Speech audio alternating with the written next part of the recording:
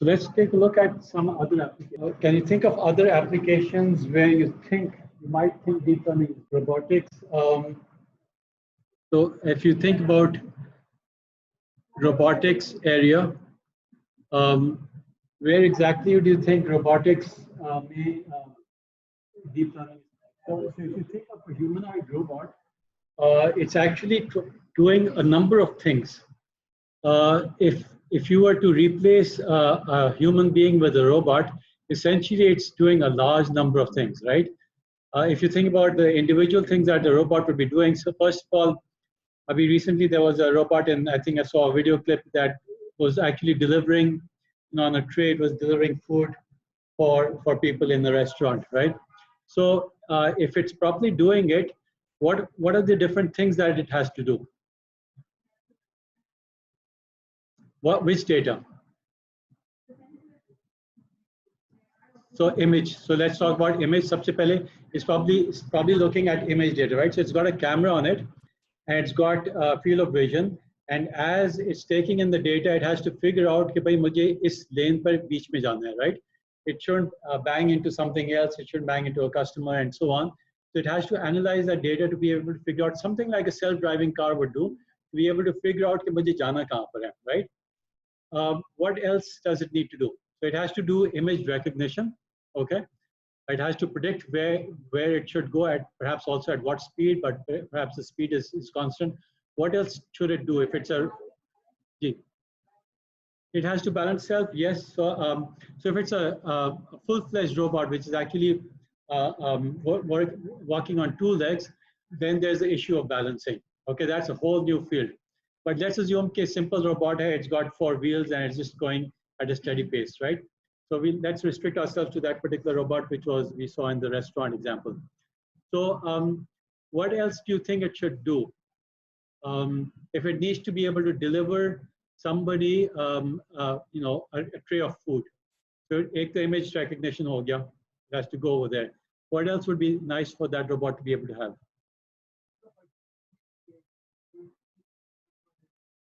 Right. So you should be able to identify the person. So ideally, either through some electronic mechanism, or maybe if it has facial recognition, it can see where that particular person is. When the person ordered it, it saw its face, and now it can actually go and find out where that person is sitting and can actually go and give that particular person the food. So it's now talking about facial recognition, right? What else? Speech, absolutely. So if you want to interact with the customer, you should be able to actually understand, if it's saying something that is the wrong order, you want to change the order, or if there's something missing, the drink is missing, you should be able to understand the human speech, okay? So that's natural language processing, right? That's a huge field, NLP on its own, okay? So there's NLP, there is image recognition that we talked about. Now, we also talked about movement, okay? So if it's bipedal, then that's a very difficult problem. To be able to, and depending on the kind of complexity that it has, the amount of freedom of motion that it has, if it has a large number of freedom of motions, then it has to balance, to be able to figure out the balancing, right? It has to not only be able to figure out the balancing, but at what speed it should go. And you've seen robots which can do all kinds of things. You've seen the Boston Robotics, which can actually jump over things and so on. They can run for animals which can run at different speeds. So all of that, the motion is a very difficult, different area. But all of that does rely on a lot of data, okay? If you look at Google, so I don't know how many of you have used Google Photos. I presume most of you have, but let me just show you, how I use it. So let's say if I go to Google Photos, I can go into people. Now, these are all the people in my life, right? Everybody, my son-in-laws and so on, and a number of people who are actually, not labeled, right? And some of my students are over here as well. So how do you think it's doing this? Suppose that look at this data first of all. So these are people who are not labeled, right? What has the grouped. So that's the key word. It has actually been able to figure out, okay, I have, let's say, 100 pictures of this particular individual, right? Now it's been able to identify, and there's a term for it, it's been able to cluster all the common photographs, right? So it saw different photographs of this particular boy, and it saw, you know, one picture from the side, another picture from the top, another picture where he was wearing a hat, a third picture where he was in the sun, एक घर के अंदर की तस्वीरें, लेकिन it was able to figure out that all of these pictures belong to the same individual. Why? Because there are certain features which are common to it. All right. Now, what could these features be? These could be, for example, the shape of the eyebrows, whether the person is wearing glasses, the shape of the nose, the shape of the ears, the shape of the face, and so on. So these are all called features, right? So if I look at, let's say, this is my grandson, and now you can label people as well, right? So if I search for people, and if I click on him, you can see that there'll be a large number of photographs which have this little kid. All right. Now you can see that there are, you know, a variety of different pictures, but it's been able to identify that each one of these actually belongs to the same kid, right? So that's a very powerful clustering algorithm, classification algorithm. It's been able to say that these sari images belong to the same person because they have some common features. Okay. So once it's done this, once it's done this classification and clustering, now once in a while it is going to ask me, okay, who is this person? So what I can do is I can label this person, right? So I can go and click on him, and I can add a name over here, and I can say this is Dr. Riaz Qureshi. He's my brother-in-law, and he's a famous doctor at Ahan. Okay. So now in the future, it will obviously, if I do a search for that particular name, we'll find all those things, right? Another thing that Google Photos has is the ability to search based on, not based on the labels. यहाँ पे तो मैंने labels दे दिया, right? And now Jibril is my grandson. If I say Jibril, it will find all those pictures, right? But now let's say if I want to search for birds, I can write over here birds, or I could type anything that you want, and it's going to find all the pictures of birds. Now, these are pictures of birds that I didn't painstakingly label. I didn't go through all the pictures and I said, it found all the pictures of birds. How do you think it found those? It has object recognition. So it has a classification system based on millions of images through previous labeling. It has been able to identify what are the common features of birds, right? And what do you think are the common features of birds as compared to, let's say, dogs, for example? Obvious differences, right? They'll have feathers, right? So somehow they'll have beaks, they'll have legs in a certain way, right? They'll have certain shapes. And if you look at dogs, for example, I could search over here. I haven't done this before, but let's say I'm searching for dogs. I don't know if I have any pictures of dogs. But yeah, there you go. So there are some pictures of dogs and some pictures which are actually misclassified. So interesting, ये मेरे बकरीद की तस्वीर है. It's classified this goat as a dog. Why do you think it classified this goat as a dog? It has similar features, but if I search for goats, let's say if I search for goats, all right, do you think it's going to come up with a lot of pictures? Well, it has, interestingly, okay. But you see, the difference is that जो training data है, training data जो है, this is mostly based on foreign data, right? It's based on data that you have in the West. So that has a bias. Most of the data that they'll find on label data will be of goats, or will be of dogs, and not of goats. Okay, so there'll be a lot of misclassification. It will probably, most of the time, it will find a goat and it will label it as a dog. All right, simply because most of the training data is based on dogs. Okay, but the thing is that it has actually the ability to be able to recognize what are the key features of dogs, what are the key features of cats, and so on. And now you can also do combinations. So you can, for example, say, let's say my grandson Jibril, and birds, as I was searching earlier. So it will automatically search for all those pictures which have this particular boy as well as birds. Okay. So if you have a lot of data and you need to search for it, this is an ideal way. This is how I search for my photographs, and it's a lot faster than going through all those videos. All right. So this is an example of, and all of this, by the way, is not using traditional machine learning. It's using deep learning. Okay. So most of the applications that you see, for example, if you go to Google Translate, okay. So I hope all of you have used Google Translate. And you can do all kinds of fun things on that. You can translate from one language to another. You can even have applications where you can speak in one language, it will automatically translate live in another language, right? So it has to actually understand that entire sentence, okay? It's not doing a word-to-word translation, it's understanding the whole sentence and then doing a translation, okay? So there are lots of, I mean, people have used, okay, Google, you've used probably Alexa, some of you might have used Alexa.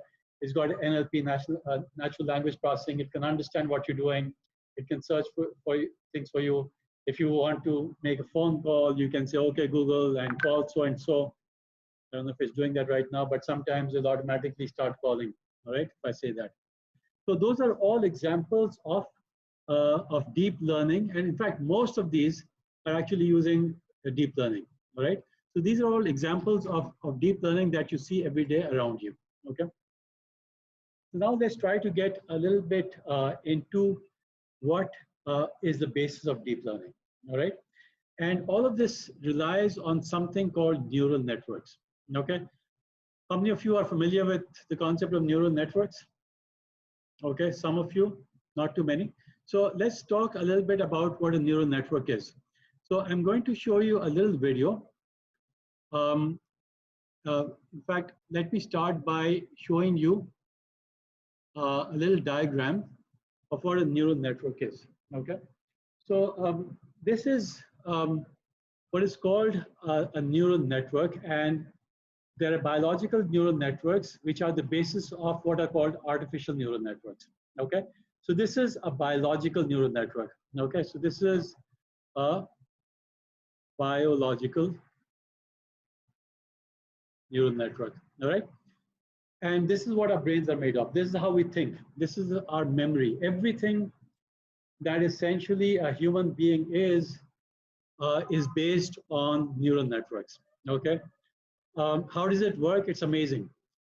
We don't really know how brains work today, okay? But we have some idea how brains work.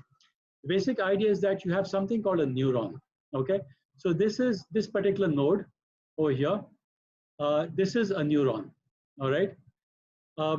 This is basically a simple cell, all right? And what it has is it has certain inputs, okay? So these are the inputs, all right? And it has a certain output. So this is the output over here, okay? The inputs could be, for example, you could have two inputs. A very simplistic version of this is that you could have two inputs. You could have X1, which is your, or it could be a sound, okay? That could be coming in from your ears, all right? The X2 could be touch, right? So for example, you're touching something, that is another input, all right? These inputs are coming in through sensors, human sensors, and they come into what are called into the neuron, all right? Now the neuron internally has what are called dendrites, all right? You don't have to remember these things, but this is useful because this is ultimately the basis of the entire deep learning field, all right? And it's good to know what is the biological basis, because some of the, the new ideas come when you actually go back to the basics. When you go back to the biological basis of things and you start thinking about it. Even today, if you look at companies like DeepMind, which are part of Google, they're doing a lot of tests on, for example, rats, all right? They're trying to understand how the brain works, because ultimately, if you understand how the brain works, you can have better algorithms, okay? Because this is the basis. So the way the brain works is that you have input coming in, and you have something called a synapse, okay? So this synapse is basically a junction of your input and how it's sensing the input. Okay, and I'll show you a little video which will actually show you how these things actually work. All right, and if your data keeps on coming regularly, for example, if you keep having certain sounds coming in and certain touches coming in, then this particular neuron can get activated. All right, and this is what I've shown you over here is the activation. Right, so you may have a certain threshold. So for example, if you have a little bit of a sound coming in, all right, this output may not trigger. Okay, the signal may not go out from this particular neuron. Now, if you have repeated sounds coming in, or if the sound is very loud, all right, or if the touch is very strong, all right, for example, if it's a current and I get a shock, then that particular neuron might fire. And when that fires, what happens is an electrical signal goes down to the next neuron. Okay, so basically the neuron is what it's doing is it's collecting input, it's summing all the input up, all right, and then it's going through a non-linear what is called an activation function. Okay, what the activation function is saying is that you have an input.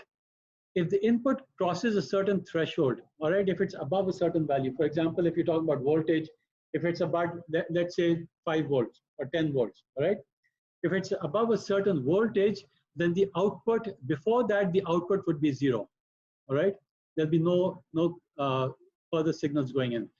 But if the input signal is strong enough, then the output would be triggered and the output would go out. So a certain level of output, for example, if you can think of it in terms of voltage, this could be a 10 millivolt signal going out, all right? Depending on, let's say, if there's a 5 millivolt signal coming in, if the total signal strength is a certain strength, then the output signal would go out at a certain strength, okay? So this would be called what is called a step function. In other words, the input, the output is 0, all right? So the output is 0 all this time over here. The output is 0 all this time. And then all of a sudden, once the input is above a certain level, the output suddenly goes up. Okay, so it starts, the signal triggers out and goes to the next neuron. The next neuron would then have the same function.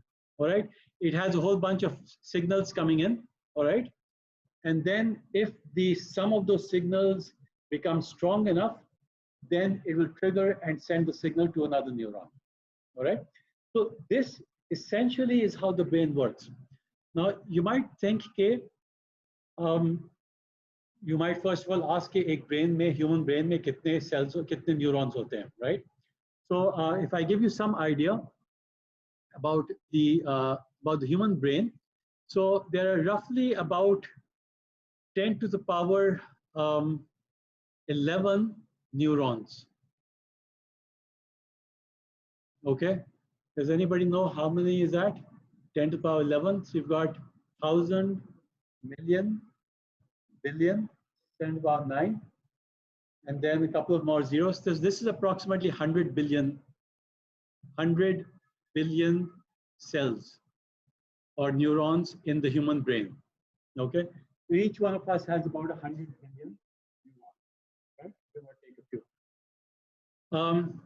Now the question is कि अगर आप हर neuron को एक दूसरे से connect कर लेते हैं, right? So let's say you have 1, 2, 3, 4, ... n neurons, right?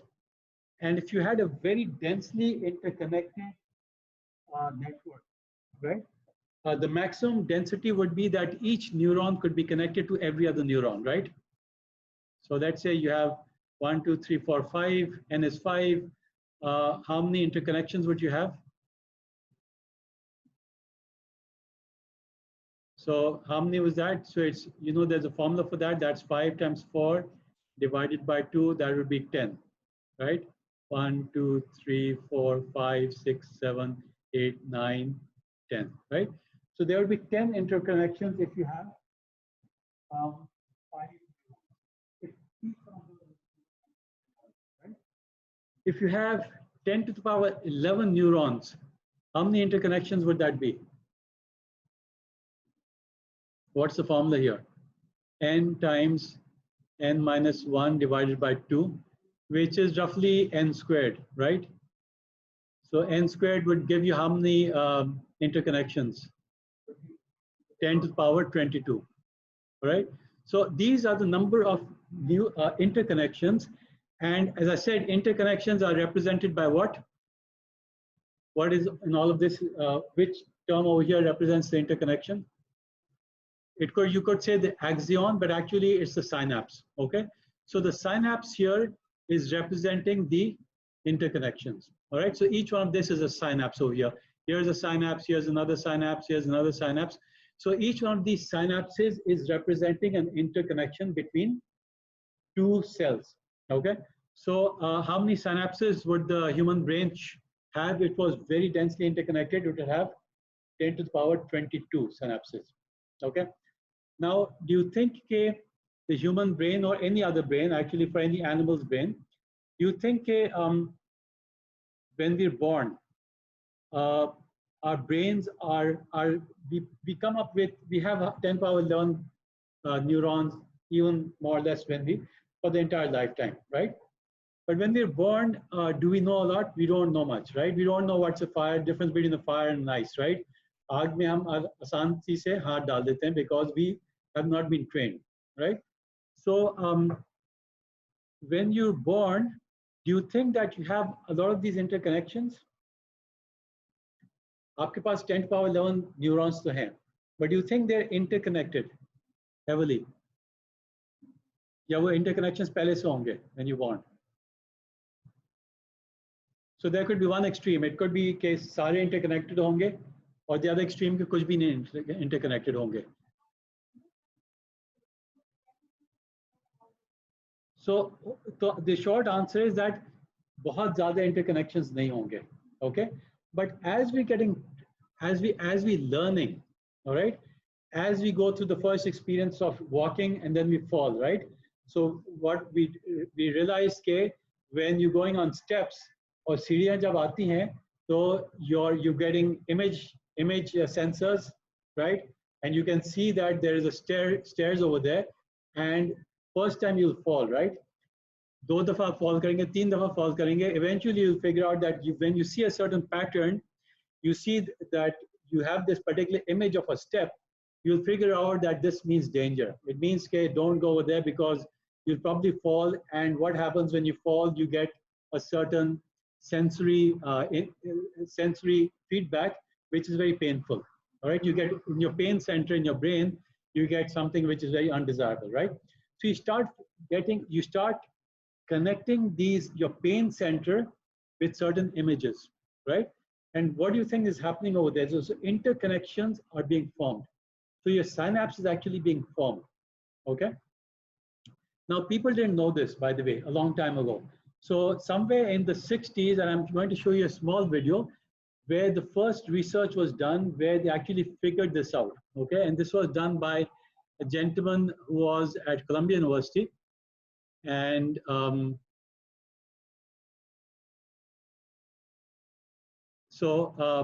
this gentleman is called, he got a Nobel Prize, I think, somewhere around the turn of the century, much later than his discovery. But he discovered how these neurons actually work, okay? So let's take a quick look. It's a 5-minute video. Just watch this. I hope ke ek second, I've got to reconnect the audio.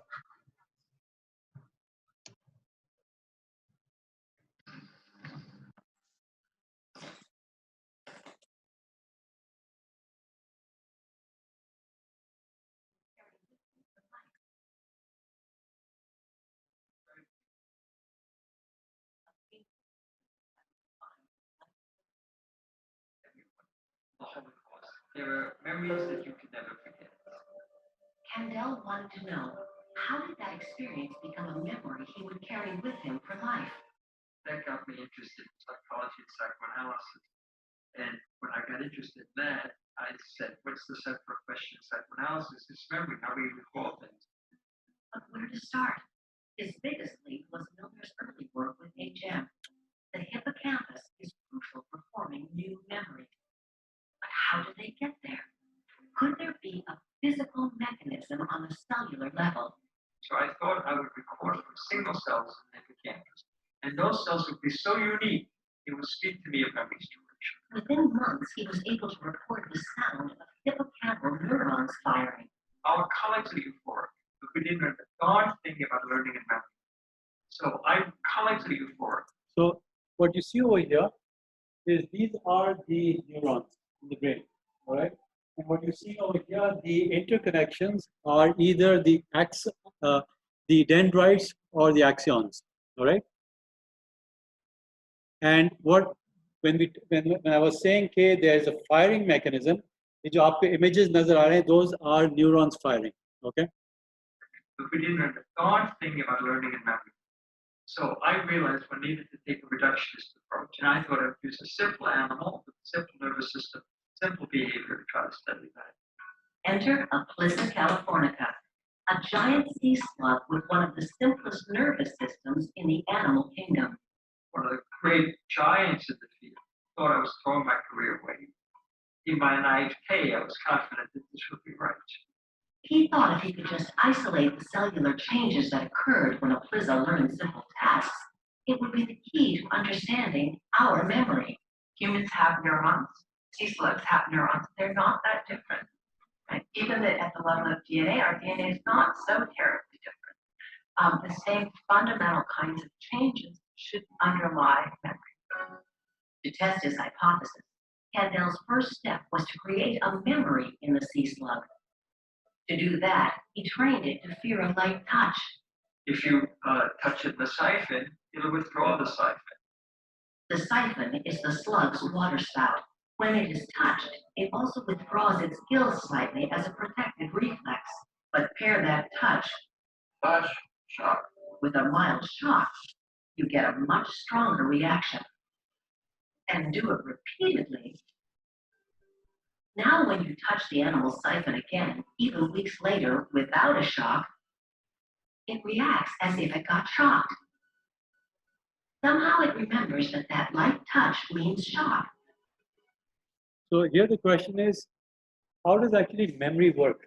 Okay, so and people actually the short answer is people really don't know. All right, today we have some idea of how the brain works, but honestly, truly, we don't really know how memory works. It's a fascinating subject, but essentially, if you think about it, जो neurons हैं or जो synapses हैं, these are essentially the core of your memory. So that synapse, that formation of that synapse is where your memory is stored. So keep looking and see how that's actually working. It has formed a long-lasting memory. The question is, how? Kendel had a hunch. If he could just replicate that. So you saw what happened, right? So the slug was, many times there was a small electric shock given, and initially it would react, but eventually, even if the shock wasn't given and you touch that particular spot, it would react as if there was going to be a shock, right? So essentially, basically what's happened is that a memory has been formed by repeated exposure to that electric shock. No, this is a little different from reinforced learning. Deep reinforced learning and reinforced learning is quite different. This is right at the core of how memory is formed. Okay, we'll talk about reinforcement learning later on. At touch experiment with single cells, he could see exactly what was going on to make a memory. We could take the cells out of the animal and put it into the cell culture and reconstruct the neural circuit. We could look at each level and see what happens to the long-term memory. That was this huge breakthrough. What Eric Kendel really did was he took this sort of phenomenon of memory and turned it into a biological question. What are the changes that are happening that give rise to memory? To find out, Kendel's team extracted 2 neurons from the sea slug. This is a sensory neuron from its siphon, and that's a motor neuron from the tail. They are connected by a single synapse. We saw that the neurons can actually be seen by the naked eye. If it's a slug, वैसे humans के तो बहुत छोटे होते हैं, लेकिन these are not very small. They can actually be seen. Synapse is the point of contact where one neuron talks to another. Then, to simulate a long-term memory, just like with the live animal, Kendel repeatedly stimulated the sensory neuron, and when he did, suddenly something magical happened. New synaptic connections started to grow. This made us realize for the first time that the long-term memory actually involves an anatomical change in the brain, whereby new connections are being formed. And that just really blew us away the first time we saw it.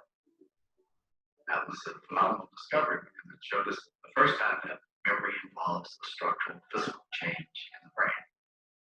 So basically what you're seeing is that ये जो मैंने तस्वीर आपको दिखाई थी, this is not static. In other words, the dendrites are actually changing.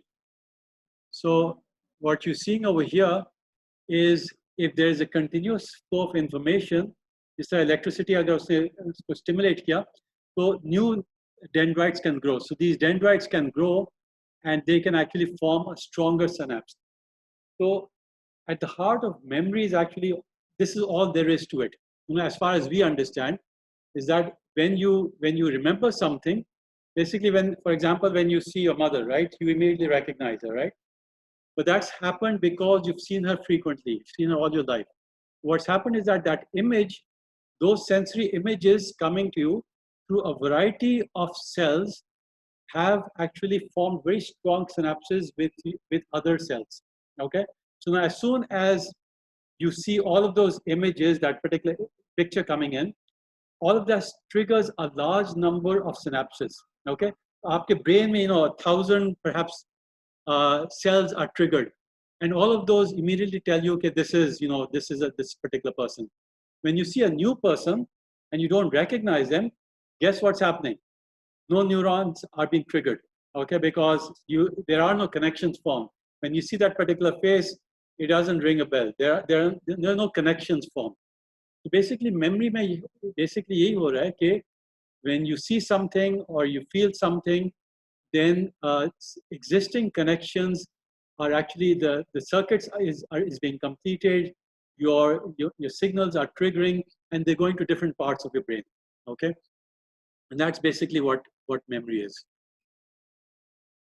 Yeah, and this is actually just showing you how it actually works. Our whole conceptual basis to understanding memory. Using today's technology, you can witness this process firsthand. This shows you the nucleus in the cell. After repeated stimulation, the neuron's nucleus starts to pump out these tiny glowing specks called mRNA, recipes for building proteins. They're about to travel down to the synapse with instructions to build new connections. And you see this magnificent voyage that this particle, which is carrying messenger RNA to the synapses. When it gets there, the instructions are released and the new connections grow, seen here in green. We're seeing a memory being formed in front of your eyes. These anatomical changes occur in your brain when you learn and remember something. From sea slugs to humans, these physical changes are considered the biological basis of memory. An oracle. Okay, there's the whole video. I can give you a link. It's quite fascinating. It talks about a lot of other things. One of the interesting things that it talks about later on, which I'm not going to show you here, and there's very few people know about this, is that memory. You might think that memory is like permanent, okay, or semi-permanent in the sense that आपके साथ कुछ हुआ, आपने कुछ देखा और वो आपको याद हो गई, right? But what was discovered later on, and part of this video, is that memory, every time you recall something, you recall it, and then it is rewritten. This is a fascinating statement, which basically means कि आपको कुछ अगर याद है, for example, आपके साथ कोई हादसा हुआ, right? Every time you recall that particular hadsa, that accident, your memory is being recalled, but it is again being saved to that particular location. So it's like a hard disk. Hard disk से आपने चीजें उठाई, लेकिन आपने उसको सिर्फ read only नहीं है. It is actually read and write. Now, what are the implications of that? The implication is that when you read something and it's slightly modified, when you write it, your memory can actually be overwritten and distorted.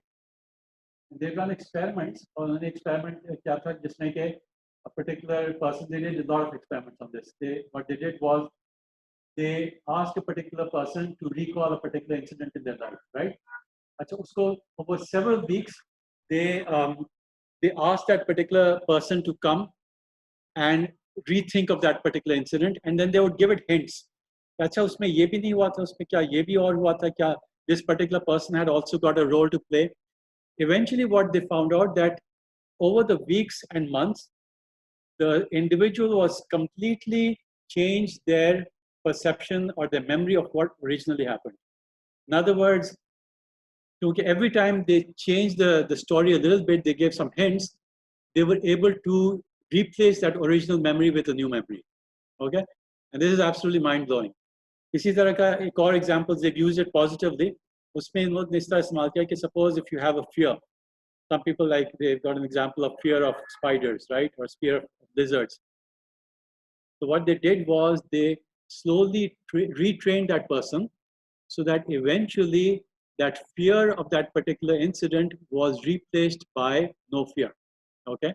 So imagine how useful this could be when you're talking about health. अगर आपके साथ कोई episode हुआ है, you know, for example, people have fear of all kinds of fear of heights, fear of closed spaces, and so on.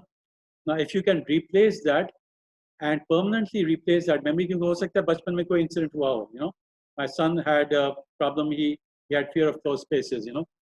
So if you could think, if you could retrain that memory and replace that fear permanently, you know, that could be a big advantage. So इस तरह की चीजें जो है that's talked about over here. But again, this is drifting a little bit from our main subject, but again, it's very useful to know, okay, how memory works. So coming back to neural networks, so this is what a biological neural network is, okay? Now let's talk a little bit in the next 15 minutes, 20 minutes, what is an artificial neural network, okay? Now an artificial neural network, and this is a little picture which shows you the different neurons in different animals. So you can see that a human being has about 10 to the power 11 neurons over here, right? So you see this, an octopus, frog, bee, ant, leech, sponge goes all the way up to, you know, extremely small number, right? A few neurons only. And this over here, this cluster over here, these numbers represent the number of neurons in an artificial neural network, all right? So today, the number of neurons in an artificial neural network is nowhere close to the number of neurons that are there in a human brain, okay? So even though we're trying to replicate using the most sophisticated computers that are available today in artificial neural network, we still have a long way to go, right? 10 to the power 11, 100 billion versus about 10 million. Okay, so the largest networks today are about 10 million, maybe even 100 million neurons. Okay, but still, we have ways to go. And there are people, you know, there are different thoughts.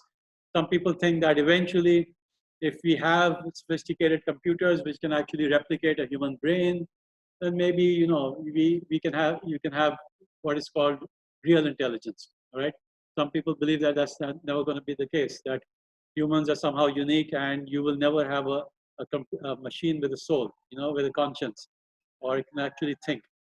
But you know, there are different opinions on this. It's hard to say which was going to be the case. But you can see that over the years, and this is showing you the field as the field has evolved. So way back in the 1960s and so on, you only had computers which had a small number of neurons, right? But as the field has grown over the years, now we're around 2020 and so on, the number of neurons in artificial neural networks has grown. All right. So now let's take a look at what exactly is an artificial neural network. Okay. So now we're going to get a little bit mathematical. So let me draw what is the equivalent of a neuron. Okay. So the equivalent of a neuron can be thought of as a single node.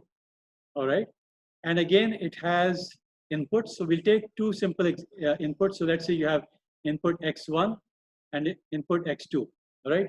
So again, these could be touch. This could be visual sensors or what have you, but we'll assume that's very simple. It's a real number, all right?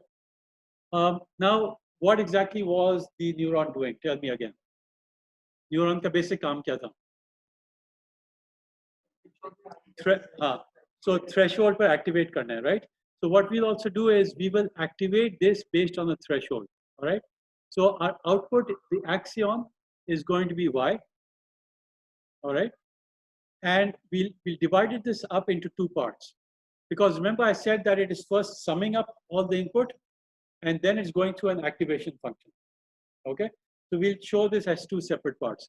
So the first part will be a simple sum, all right? And then we will show this as a, let's say phi, which will be a non-linear activation. So this will be the non-linear activation, all right? Now, I say non-linear.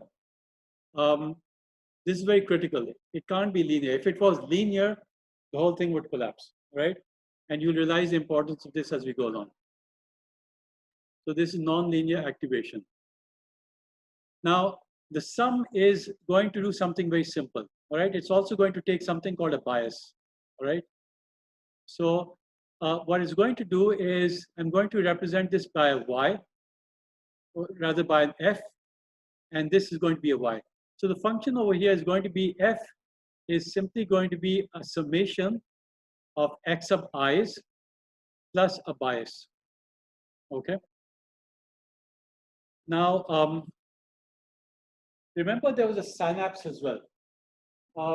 Synapse का क्या काम था? Remember the synapse also grew in strength. What do you think was happening over there?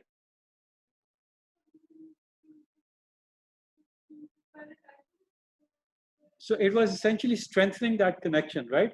As the slug was repeatedly electrocuted at that particular point, the synapse became stronger and stronger.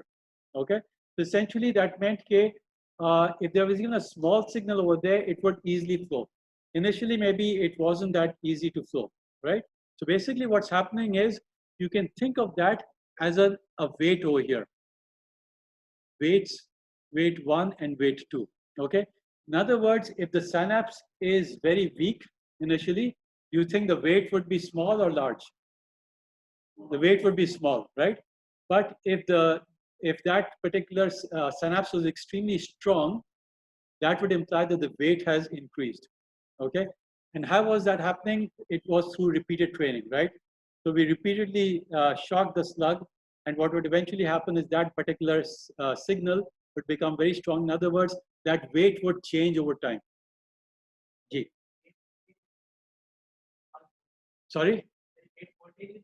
So you could think of it as voltages. It could be, for our purposes, these are simply numbers, okay? So right now, these are simply numbers, real numbers. So what we're going to do is we're going to attach weights over here, W sub I, and this is going to output a particular value F over here. And then we're going to say, okay, if the value of F is very strong, then we're going to send the signal. So what? G.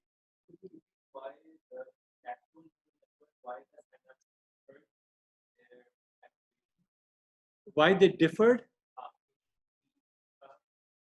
So remember, initially, the strength of the synapse, if you saw, बहुत कम signals, बहुत कम dendrites थे around a particular signal, right?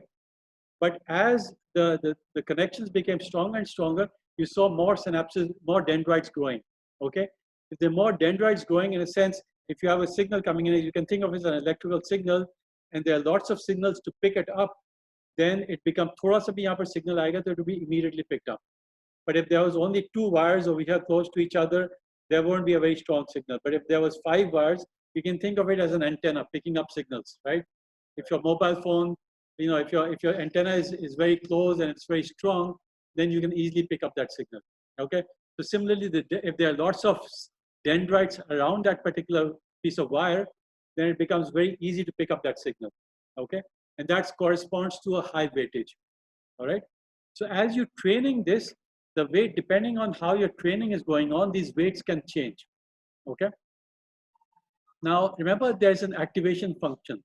Now let's think of a simple activation function, which is a step function. All right. So I'll use a step function over here. And what it looks like is it goes up like this, all right? Rather, let me, change that, and let's say, okay, it is like this, okay? So if the input is above a certain threshold, all right, what will happen is that the signal will go through.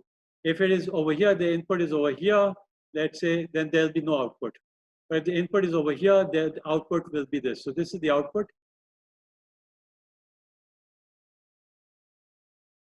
And this is the input over here. Okay, so I hope you understand this graph. Input and output are linked through a activation function. So the activation function that I'm going to use over here, I'll call that phi of f. All right. So it depends on the input f. If f is above a certain value, then the output will have a certain value. Okay. Now let's think of an even simpler activation function. I'll draw another activation function. G.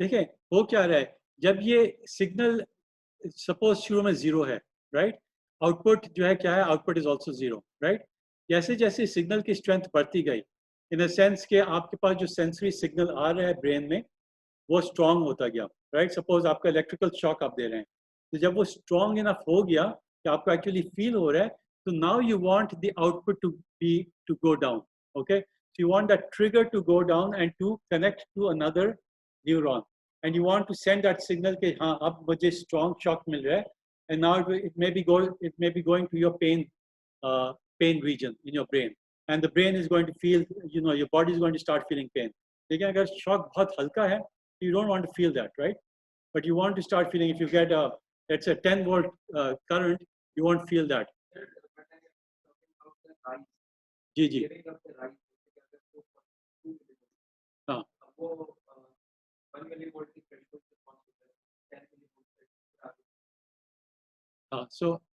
So your question is exactly what? Say that again. So let's say we're saying कि अगर आपका input suppose 5 millivolt है, right?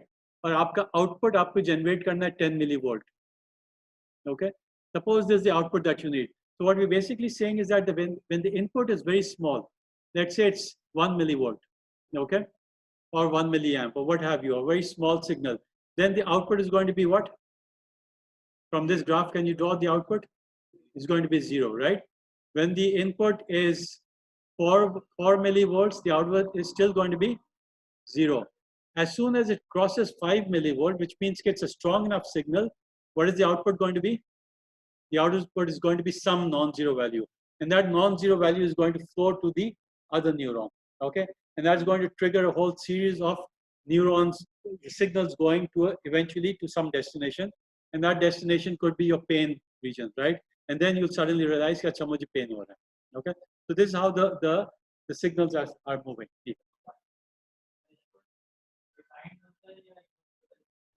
So this is dependent completely on, of course, what you're looking at. If you're looking at the brain, then I don't know what these levels are. Okay, I'm just giving you some random examples. These could be millivolts, these could be microvolts, and actually they're not going to be. It's going to be a combination of volts and amps. अगर आपने थोड़ी सी electrical engineering पढ़ी है, so it's going to be voltage and amperes. But that's not important right now. Okay, it's going to be some signal. Whatever that signal is immaterial right now. Okay, unless you talk about biological networks, उसमें signal की value कुछ है, लेकिन artificial neural networks में these are all numbers. Okay.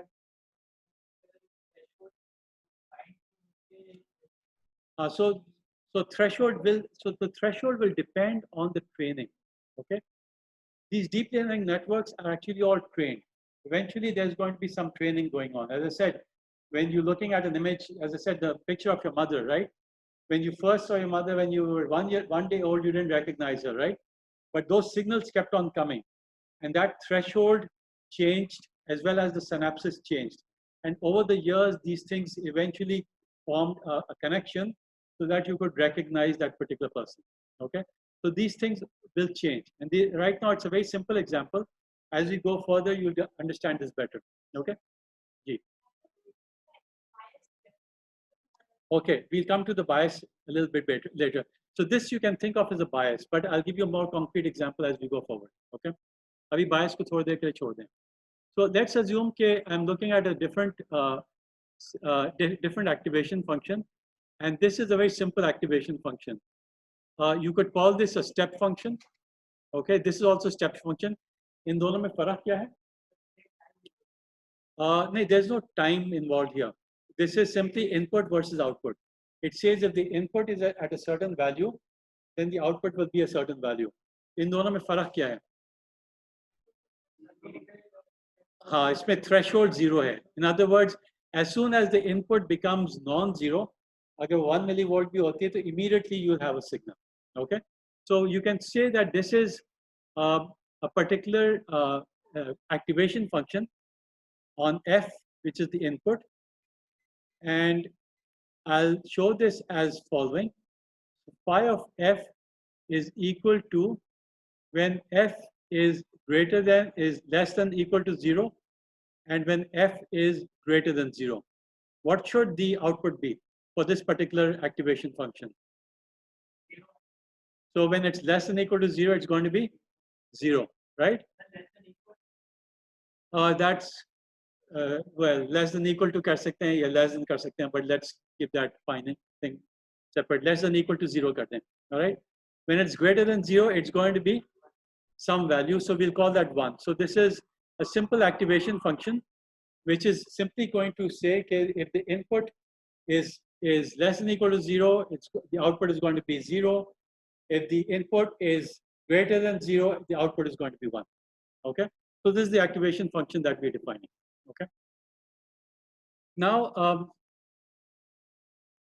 so I'm going to stop over here because now the next part is going to be a little bit more complicated. It's going to try to classify data based on a very simple neural network. So this is what is called a perceptron. Okay, so this is a perceptron here.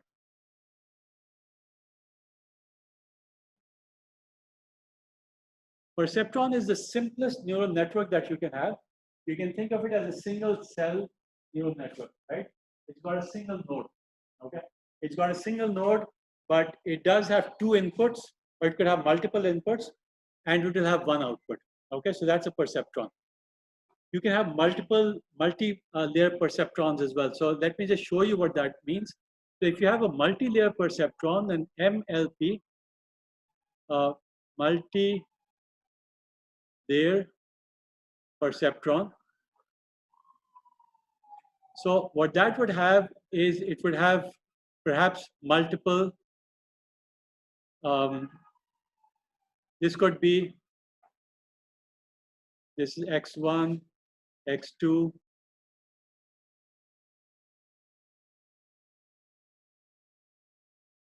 so how many cells does this have? This has got 3 cells or 3 neurons. How many outputs? 1 output. All right. How many interconnections? How many synapses? Sorry? 6, right? So 1, 2, 3, 4, 5, and 6. So 6 connections, 6 interconnections. All right. Now, the difference between a neural network and a deep neural network is that these layers become deeper and deeper. All right, and we'll talk more about this in the next lecture. But just to give you an overall idea, is that here you have your inputs. All right, and these can be thought of as middle layers. All right, this is what is often called a hidden layer. Why is it hidden? Because it's not really palpable. So you can see the output, you can see the input, all right? But the middle, what's happening in the middle, it may not be visible to you, all right? The output could be, you having a feeling, you feeling an electric shock. But how does it get to that particular point, to that pain center? It could be many layers, right? So in a deep neural network, what happens is that you have an input layer, all right? This could comprise of x1 se lekar ke xn tak large number of inputs, all right? Then you have a whole bunch of interconnections, all right? And then you have an output, okay? You could have one output or you could have multiple outputs, all right? So dot, dot, dot over here, dot, dot, dot over here. So this would be called, and this is a hidden layer. And this is the output layer. And this is input, okay? So this would be called a neural network. But this is not a deep neural network, okay? This is what is called a shallow neural network, all right? But of course, the brain is extremely deep. So people initially worked a lot on neural networks for many, perhaps decades. In fact, this is a very old concept. It's not new. At some point, in fact, this was mostly in the last decade, people came up with the concept of a deep neural network, all right? The deep neural network, the only difference was that you had more of these hidden layers. In other words, you have these input layer, you had one hidden layer, you had another hidden layer, dot, dot, dot, a large number of hidden layers, and then you have the output, okay? So here's the output, here's the input, and now you have a large number of hidden layers. And each one of these layers has neurons, right? So these are all neurons in here. Now these could have a large number of neurons. The number of neurons in each layer could be different. The number of neurons, the number of inputs could be different, and so on. But the concept of having a deep set of hidden layers was actually what triggered the whole revolution of AI, right? So AI has gone through a whole series. So if you look at the history of AI, in the 1960s, Marvin Minsky of MIT predicted that AI would have a big revolution, right? Things would be completely different in a decade or 2 decades. Nothing happened. So there was a initial hype, as you must be familiar with the hype cycle. There's always a hype about new technology, and then people start realizing that there's a discontentment, and you realize that this hype is a bit overblown. So the field of AI went through a lot of cycles. In the 70s, 80s, 90s, actually there was a long winter. People initially realized that AI is going to be, there was a thought that AI is going to be huge, but eventually people realized it's not going anywhere. All right. It wasn't until honestly until deep neural networks came into the field, right? And this was in the late 2000s, so around 2008, 2010. And that's where deep neural networks came in. And two things happened at that time. Several things, but two primary things. Number one was data. We started getting a lot of data, all right? IoT, the field of IoT and similar things, we started getting a lot of data. Secondly, आपकी जो processing speeds थी ना, वो बहुत powerful होने लगे. So we used to have a lot of data maybe 20 years ago, but we didn't have the processing speeds to be able to process that. When we had the confluence of large amounts of data and the processing speed and GPUs, right, graphical processing units, when these became available and deep neural networks came in, you were actually able to process the large amounts of data using these technologies, okay? And that's where the magic happened. That's where actually you started getting results where image recognition using deep neural networks became superior to human recognition, okay? So the accuracy of a human being to be able to recognize an image and to classify it was beaten by the ImageNet computation way back, I think, in 2012. And ever since then, it's there's been no looking backwards. Ever since then, the ability of deep neural networks to be able to recognize voice, be able to understand images and text and so on, it's started to far surpass humans in many ways. Okay, so this is where the knee of the technology happened, and since things started changing. So we'll continue next time. Let's stop over here, and we'll talk in more detail about artificial neural networks.